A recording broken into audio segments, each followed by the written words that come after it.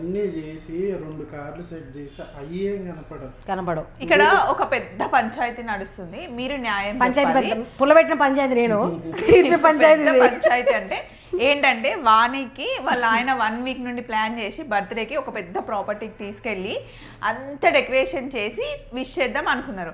ఆ డెకరేషన్ చేసే లోపల 12 దాటిపోయింది. ఆ డెకరేషన్తో సంబంధం లేదంట, ఇచ్చిన గిఫ్ట్లు సంబంధం లేదంట, ప్లేస్ సంబంధం లేదంట. నన్ను 12 గంటలకి ఎందుకు విష్ చేయలే అని నీకు మధు చెప్పిన వర్షన్ నేను చెప్పాను. పెద్ద ప్రాపర్టీ పెద్ద పూలని ఎంజాయ్ చేసింది ఎవరు? వానియా వీళ్ళందరూ? ఇది మరీ బాగుంది. చేసింది ఎవరి కోసం మధు? అదే కదా తన కోసం. వీళ్ళు ఏం చేసిండ్రు, నేను ఎట్లాగా ఎంజాయ్ చేయను, బుడ్డోడు నా దగ్గర ఉంటాడని వీళ్ళకి తెలుసు. వీళ్ళు ఎంజాయ్ చేయడానికి ఏది బాగుందో చూసుకొని సెలెక్ట్ చేసుకున్నారు. ఇది పంచాయతీ అండి.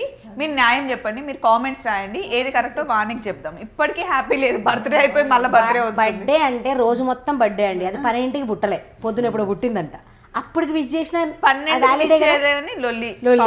ఆ పిల్లోడు చూడండి ఉన్నాడు, అసలు ఎంత బాధపడుతున్నాడు చూడండి. జూమ్ చేయండి ప్లీజ్. మీరు పంచాయతీ చెప్పండి. చిన్న పూస గారు మీరు బాధపడకుండా బెలూన్ చూస్తుండ్రు, ముచ్చట్లు పెట్టుకుంటారు, బెలూన్స్ అని పగిలిపోతున్నాయి. మరి తెచ్చి లోపల ఇంకెంతసేపు అవుతుంది? అది ఊదుతూనే ఉన్నారండి, ఓ పక్క అది పగులుతుంది, ఓ పక్క ఊదుతుంది. ఇట్స్ కామన్ న్యాచురల్లీ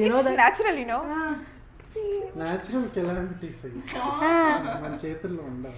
బర్త్డే అయిపోయి మళ్ళీ బర్త్డే వస్తుంది, ఇంకా ఫీల్ అవుతూనే ఉంది. అదే